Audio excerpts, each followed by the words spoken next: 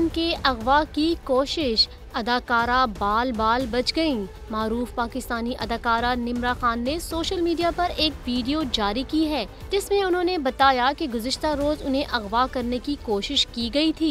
तफसीलात बताते हुए निम्रा खान ने कहा कि वो कल एक होटल के बाहर अपनी गाड़ी का इंतजार कर रही थीं कि गाड़ी में सवार 3 मुसल्लह अफराद उनके पास आए और उन्हें जबरदस्ती गाड़ी में बिठाने की कोशिश की। निम्रा खान ने कहा कि मैंने अपनी मदद के लिए लोगों को पुकारा लेकिन कोई भी मेरी मदद के लिए नहीं आया। फिर मैंने उन्हें धक्का देकर भागना शुरू कर दिया और सड़क से गुजरती हुई गाड़ी को रोका तो उन्होंने मेरी मदद की और होटल स्टाफ की मदद से मुझे बचा लिया।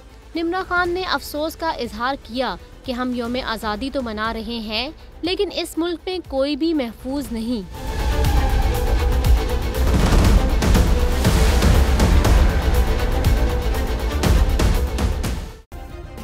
सब्सक्राइब करें और बेल दबाएं ताकि कोई खबर रह न जाए।